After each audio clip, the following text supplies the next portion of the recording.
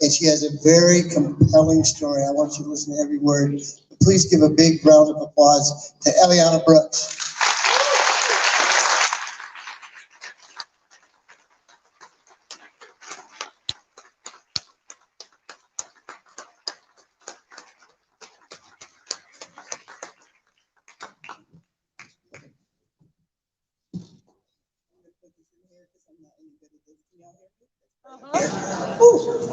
It is.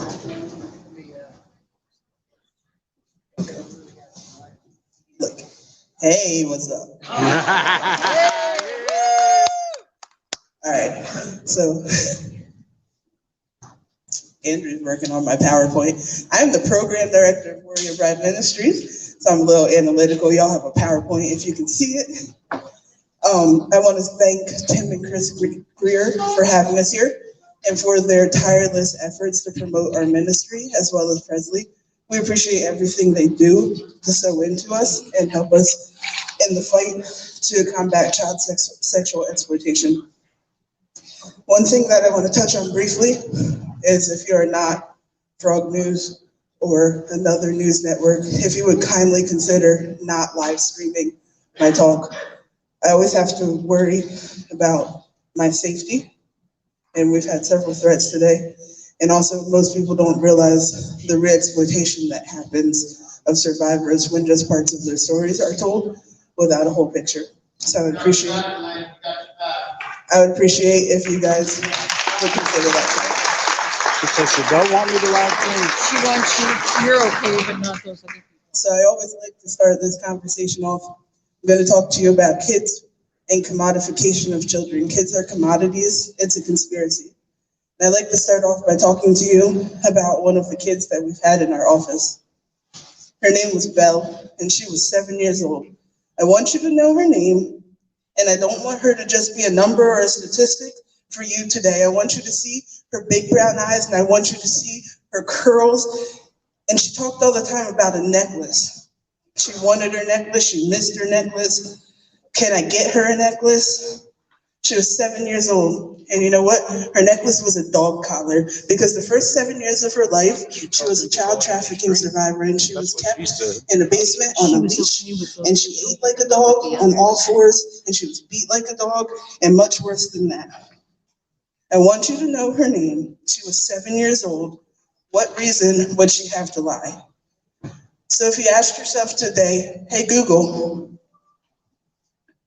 what is child trafficking? You would get several different responses on the first 2 pages.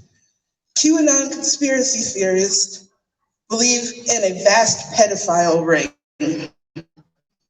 Is Wayfair trafficking children via overpriced furnishings? This one's my favorite. Powerful cabal of pedophiles who not only sex traffic kids, but physically abuse them and even murder them and cannibalize them. Satanic panic. Or what lies beneath, tunnels for trafficking or subterranean services to rescue these people from conspiracy theories. You'd have to do a lot of digging to find some actual information. Why wouldn't anyone want you to know that 1.2 million kids are sold every year globally for sex?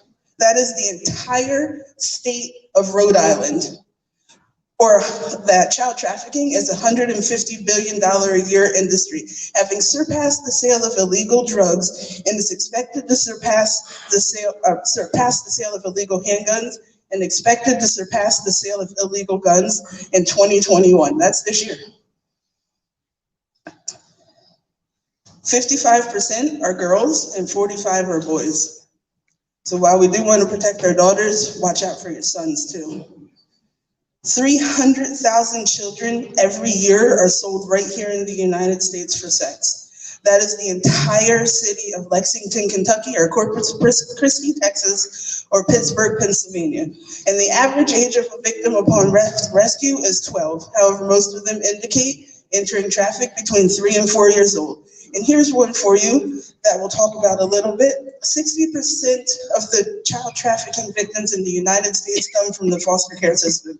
Child Protective Services, whose sole job it is to look out for the safety of children, somehow loses 180,000 kids each year to traffickers.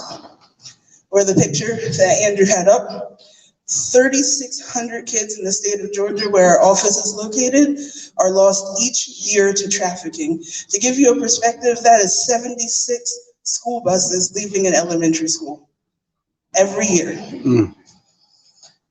This should be easy information to find, right?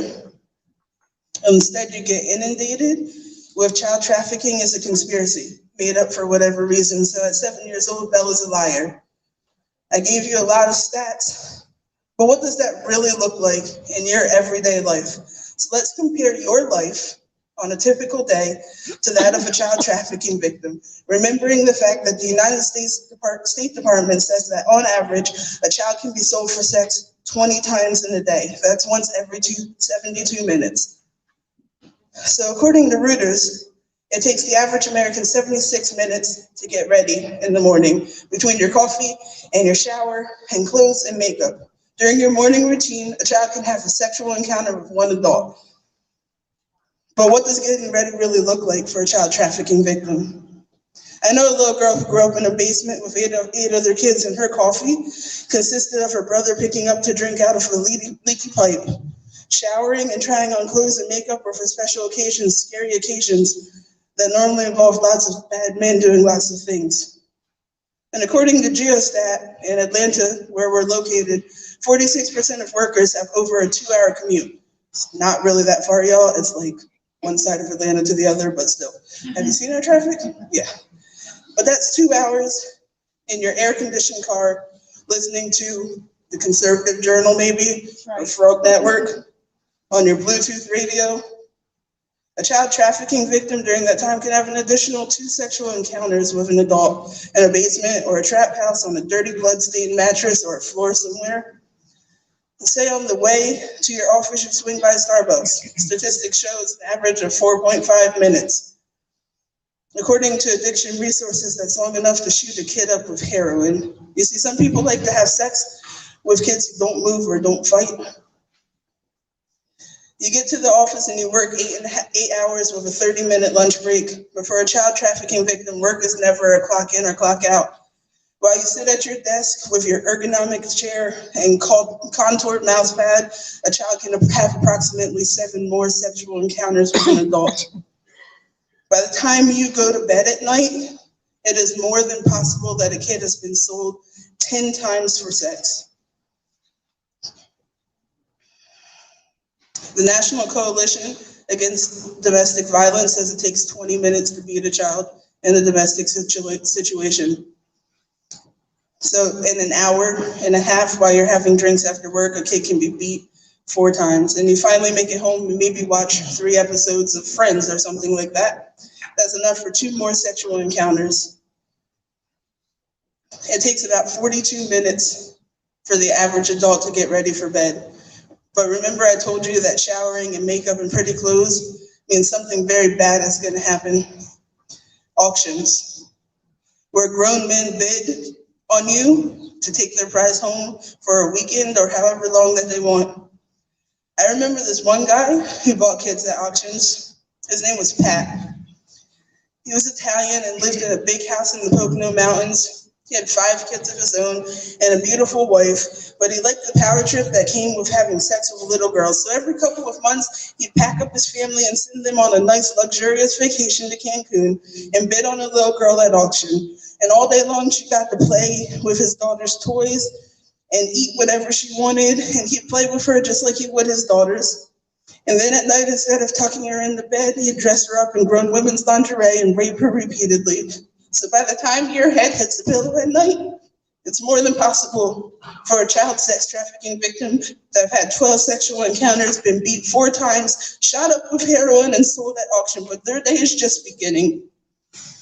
Don't leave here this weekend and forget them. Say their names. They could be your daughter, your granddaughter, your niece, your sister. So like I said before, and just proved to you, kids are commodities, whether we want to acknowledge it or not. It's not a conspiracy. Can anyone here tell me what the definition of a commodity is?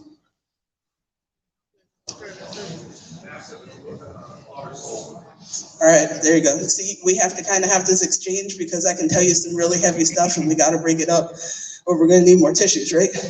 So according to Webster, a commodity is a raw material or primary agricultural product that can be bought and sold.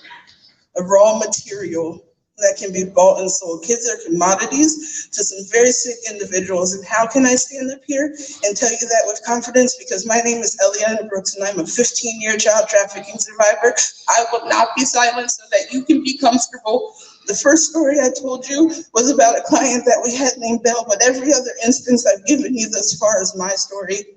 My brother picked me up to drink out of a pipe. Pat brought me at auctions for years. I'm your daughter, I'm your granddaughter, I'm your niece, I'm your sister, and I am not a conspiracy.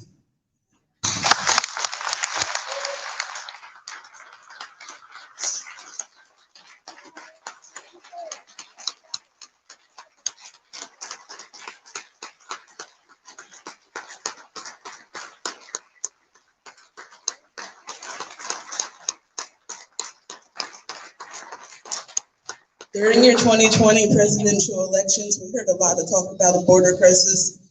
We know that Tim was just there and he got to see it firsthand when President Trump was painted to be a monster about kids in cages at the border. But kids in cages with closed, protected borders are protected kids, while the previous administration determined who actually brought them here. And there are lots of rumors about kids in cages during Biden's administration, but I don't really believe that is for the same reason. You see, kids in cages at a closed, protected border with border control and border policy are safe kids. I would have never lived the life that I lived if kids had been kept in cages. And I would have rather spent 17 years in a cage than the majority of the places that I spent the first 17 years of my life, because I was brought across our unprotected southern border by coyotes, which when I was less than 3 years old, and no one stopped them. No one did a DNA test to make sure that they were related to me or had a reason to bring me here. No one put me in a cage. Healing has been a journey beyond anything that you can imagine, but thanks to my mom, who is here today, the founder of Warrior Bride Ministries, and countless other people who have never given up on me, I can be who I am today. I now serve as your program director at Warrior Bride Ministries in Marietta, Georgia. We're a nonprofit that is dedicated to healing, deliverance, and integration of trauma survivors. Everyone has their place in the fight against child trafficking. Some organizations educate, others legislate, and some do the actual rescuing. We're here to help them heal once they're out. My story of freedom and wholeness is the foundation of many programs that we implement with our clients. Every child deserves a forever family, a forever home. Every child deserves freedom. We serve a God that is not a man that he should lie. He is no respecter of persons. What he did for me, he can do for them. Revelations 19:12 tells us that the testimony of Jesus is a spirit of prophecy. And I carry the testimony of Jesus of what he's done for me, of healing from years of trafficking and abuse, of how I was one way and now I'm another. And what happened in between was him. So today I prophesy over every child who still wears a price tag on their body, freedom, over every child that is beaten and abused, healing, over every child going to bed alone tonight. You are loved, wanted, created with a purpose. I prophesy today you are healed and whole and you have a family like I have found here. So there are a few things that I'm qualified to tell you about. We're going to go over them rather quickly. We'd love to talk to you about what we're doing to help these kids. And you can stop by and see us or come to one of our rallies. But I want to tell you about 3 specific things. There is a widespread strategic criminal network selling children in the United States. 2, kids are commodities, whether you would like to believe it or not. And 3, elite pedophile rings, satanic ritual abuse, celebrity involvement, and government cover-up go way deeper than anything Facebook has passed around. It's a conspiracy. You see, when coyotes brought me here with my sister and baby brother, we were sold to a cult called The Way International that specializes in trafficking kids under the guise of pseudo-Christianity, what the world would call satanic ritual abuse. And I was raised in a basement with 8 other kids, denied basic food, water, shelter, and love. So when I say my life is good now, I'm serious because of those 9 kids. All of them are gone except for me. One is hospitalized with permanent brain damage, and I can still close my eyes and hear the sound of his skull cracking on the concrete floor, and everyone else trying not to cry too hard because they were terrified that they would be next. Don't cry or I'll make it hurt more is probably the most prevalent statement from my childhood, and it should come in handy this afternoon because maybe I'll make it through this message. Love you. So the first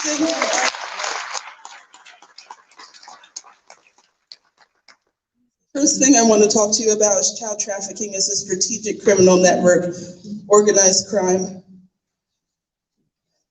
Does anyone have an idea what organized crime actually is? What is the definition of organized crime? No one? The definition of organized criminal activities, the definition of organized crime is criminal activities that are planned and controlled by powerful groups and carried out on a large scale. So I'm more of a visual person, so Andrew is going to flip with me, right, and show you some examples of organized crime. The mafia. Where's John? Godfather. Or how about this next one? Oh, sorry, how'd that get in there? Next. The Bloods, the Crips, organized crime, the Mexican cartel. Next. Oh man, I really need to double check this before. Mom, why didn't you check this? Next, the Mexican cartel, ruling citizens with terror, organized crime, right? Next. Oh God, Mom, my bad, the royal family. And this one, what's the next picture? Anyone know what this is? Hollywood. That is a picture of all the celebrities that happened to fly into Epstein Island. Just remember one last thing. Epstein didn't kill himself. Moving on, let's get back to how do kids become victims. You can keep that picture like that. Are people really... She just did again. Are people really snatching your kids off the street? Yeah, I mean, yeah, they are. But most of those instances of abductions are isolated kidnapping incidents and people acting alone. They're not necessarily trafficking related because that's too dangerous for an organized crime. I have 2 kids at home, and if you took them, you'd have to deal with me. When we're talking about the strategic trafficking of minors, the worst possible thing that you could have is a fierce mama bear frantically looking for their children. That's not to say it never happens, but that's not the norm. Sex trafficking in the United States is a structured, organized crime ring with other countries, with victims being sold by an impoverished family in third world countries for a few dollars and a promise of a better life. I was brought here illegally from Central America, like I said, but a good majority of trafficking victims are American children. We had 263 clients last year. I want to say 94% of them were survivors of sexual exploitation, and 100% of it happened here in the United States, not in Taiwan, not in Mexico, not in some place removed, but right here in your backyard. Sometimes it's parents who are living in addiction who need a fix. This happens more than we'd like to believe, that parents would sell their kids for a crack rock. Then you have kids that are in foster care who don't have families or parents actively monitoring or fighting for them. This is actually how I met Jeff and Sarah Mag. One of our clients came to live on my couch because there was no place for her. She jumped out of a car on Super Bowl Sunday in Maine and ran from her traffickers. Luckily, we were able to get her here. She was originally from South Carolina when she entered the foster care system at age 4, and they began to traffic her because no one was fighting for her. Her name was Jennifer. We also have young teens who are lured away by Romeo pimps. We got a message a few months ago from a family trying to save their daughter who was lured to California to pursue a dream and ended up in satanic ritual abuse. Her name was Tiffany. But here's one that not many people think about: multi-generational family trafficking, where you have young girls who are sold at 3 and 4 years old and naturally start getting pregnant at 12 or 13, and then have their baby sold for the first time at just a few days old, because believe it or not, people, if you want to call them that, like to have sex with newborns. We have 2 living at my house right now who are multi-generational traffic survivors. The mom is 28 and her daughter is 2. I want you to know their names: Elizabeth and Gracelyn. And then we have a more evil side of satanic ritual abuse, where little girls are kept as breeders. You see, after a failed home abortion that involved a coat wire being taped to my inner thigh that left me horribly sick with fever, I delivered my first child at 12 years old, completely alone.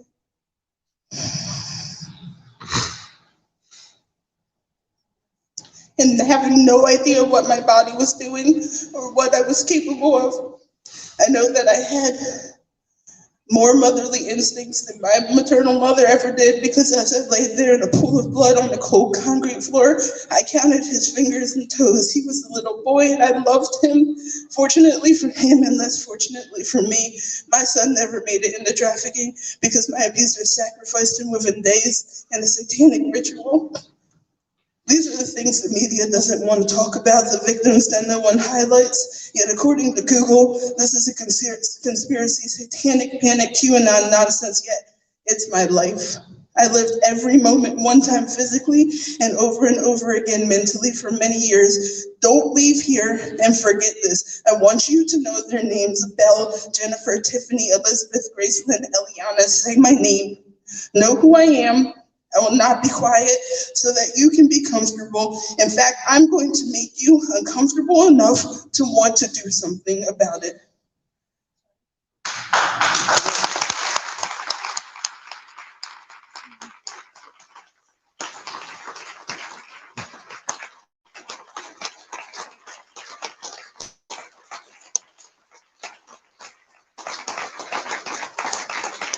So we'll talk about numbers just one more time. Kids are commodities, but how much is a child really worth? Any normal human being would answer that kids are priceless, and while I agree with that, the truth is kids have a price tag. I lived my entire life with a price tag that others put on me. Like I said, the United States State Department says a child can be sold up to 20 times a day for sex. In 2019, one trafficker in Atlanta could make $32,000 a week per child. Let's do the math. That is $4,571 a day. Divided by 20 is $228 an encounter. Is that what I am worth? That's what a kid is worth, one sick man or woman. But I was trafficked 20 years ago, and I'm not going to attempt to calculate inflation, but what was that worth? Maybe $150? How would you like to live your entire life with a price tag on your body?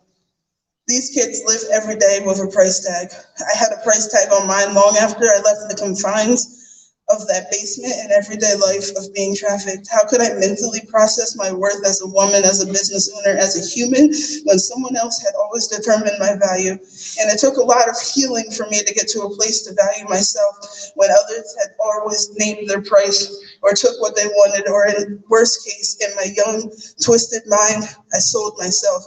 You see, I'm gonna have to wrap this up for you. I have this very vivid memory of being about 7 years old and walking into a trap house. Y'all know what a trap house is? No. No?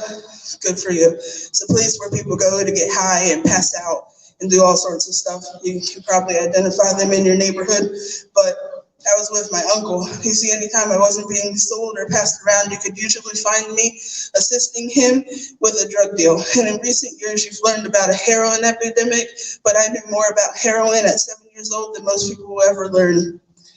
I also knew what it felt, the sweet, warm rush of purified opiates pumping through my body by a small hole made somewhere inconspicuous, like between my toes, so I could be quiet.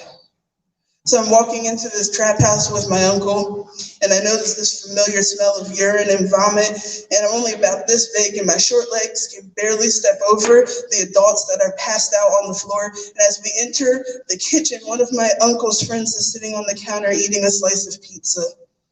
And I recognized him. I knew he was the one that was going to retrieve my uncle's drugs. You see, little girls have special places that they can carry them. And I knew at that time when he took those drugs that he would ultimately do whatever he wanted to my body. But I also knew that if I didn't fight too much, that I could have some pizza. And it had been a really long time since I ate. And if I was sneaky enough, I could put some in my panties to take back to my little brother. And for him, it was completely worth it. Lay still, don't cry, don't fight. Before working through my own healing at Warrior Bride Ministries, I would have told you that at 7 years old, I was a whore. I mentally sold myself for a slice of pizza, really half because my baby brother needed it too. And the reality is I've lived with my life with a price tag, and thousands of kids still do. The average kid is trafficked from 3 to 4 to 15 to 17, where they're either killed or run away. That's on average 12 years. At $32,000 a week, that is $19,968,000 for the life of a child trafficking victim. Child trafficking victim is a $150 billion a year industry. But what is the difference between children and other commodities?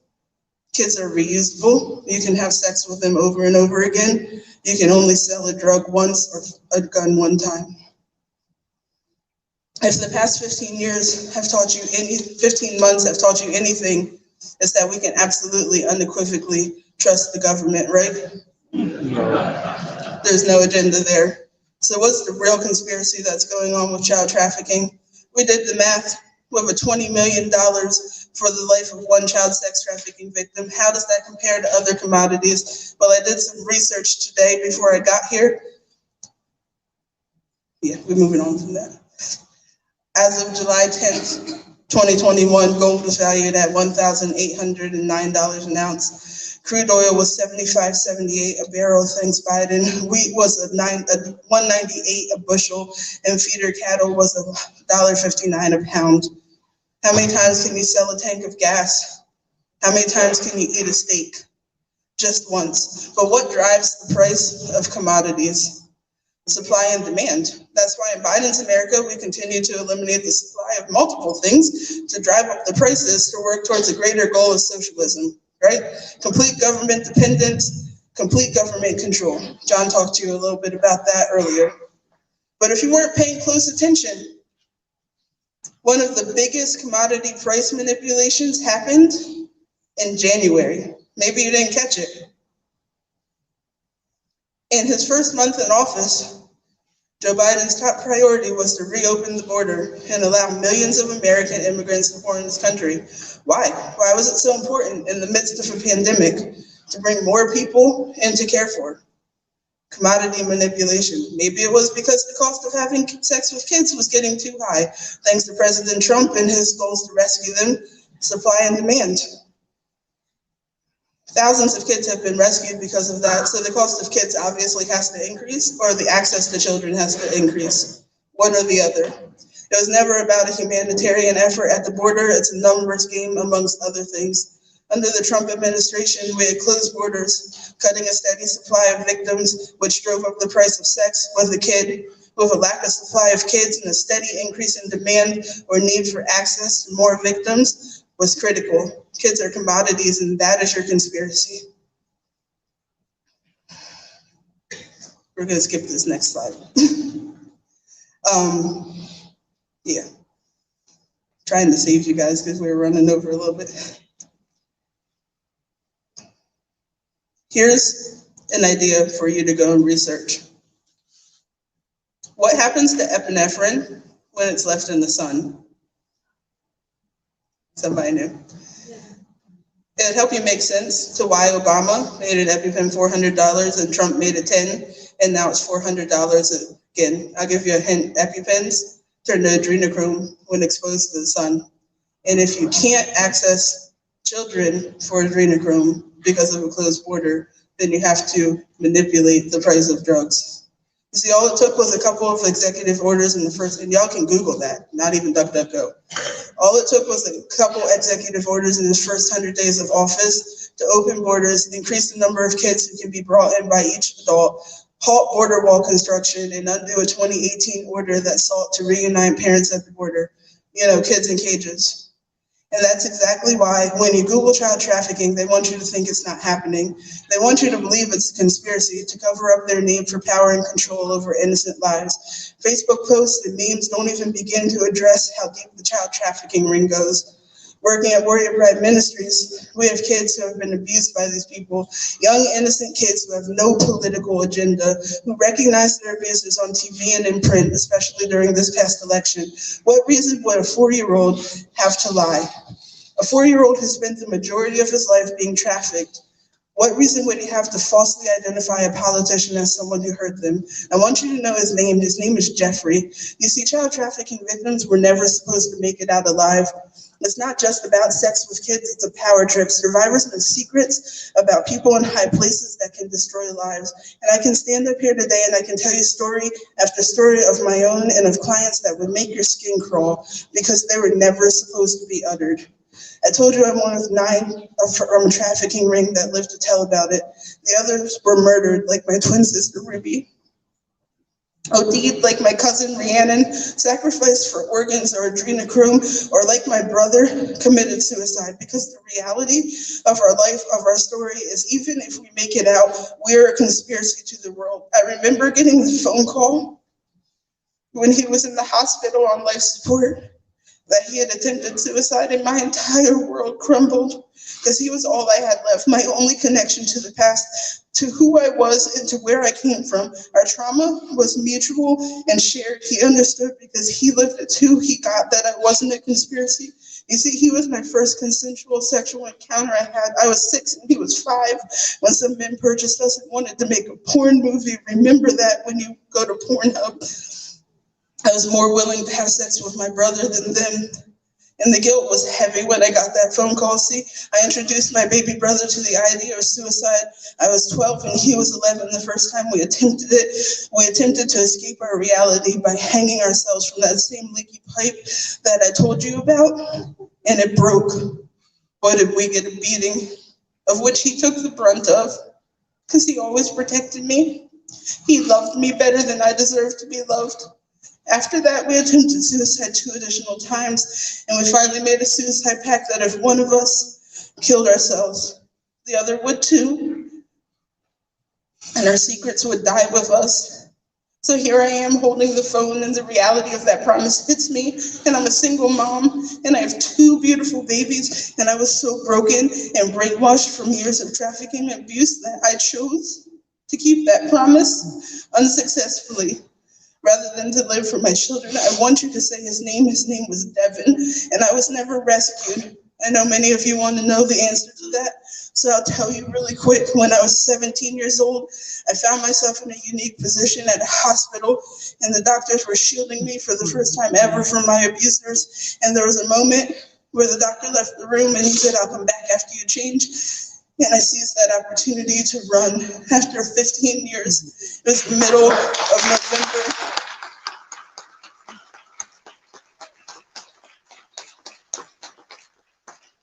It was the middle of November in Pennsylvania, and I can still remember running down the cold sidewalk barefoot and looking at the ground and watching blood drip out of my body, and I can feel the cold cement under my feet because I had no shoes on, and the pain of broken bones begging me to stop. And I can picture the hospital personnel coming out of the ambulance door and yelling at me to stop, but there's this small voice inside me that begged me to keep going, and I kept going.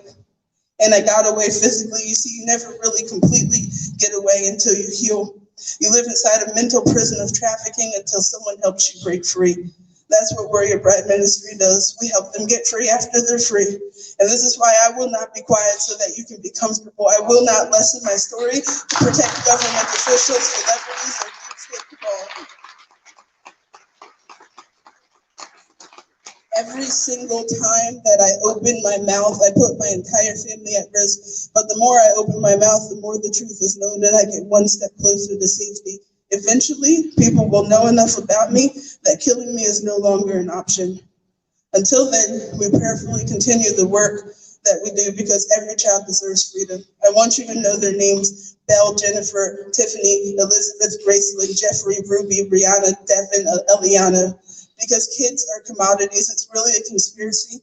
is one that I lived for 15 years and now work tirelessly to combat and represent. Warrior Bride Ministries has a vision for a community to help these kids heal and be made whole. We'd love to share it with you, but because of this, we'll always have a target on our back. The one thing I want you to remember as you say my name is that not every conspiracy is a theory.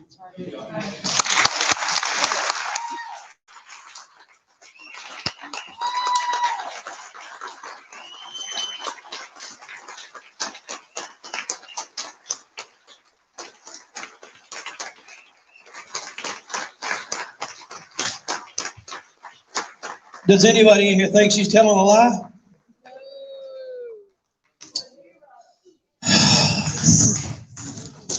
Tears my nerves up. Go ahead. Now, you know I didn't want to hush everybody my bald head, but we're going to give her the money. There you go, buddy. I'm gonna put the first 100 in here. I ain't asking you to put 100, I'm asking you to put 5 or 10. Okay? Support her now. I'll bring the head around. Why y'all taking that money for this? I just want to let y'all know that this is what opened my eyes.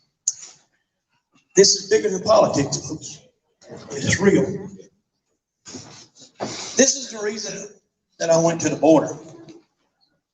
And this is the reason that I started RescueTheKids.org. Is I know that these kids has got to have a place to go. You're fine. The ones that they rescue. Trying to do 3 things at once. I'm going to add to this a little bit Stick that back more. in there. I've got a little video here. It's just a few minutes long where I was at the border. And I'm going to show you how real this really is. We're not allowed to show this on YouTube. It is graphic. It's just a few minutes long. Go ahead, fellas. This right here is what they want you to see on the news. Okay? Basically, these folks are welcoming, or the Border Patrol is welcoming. They are welcome into the border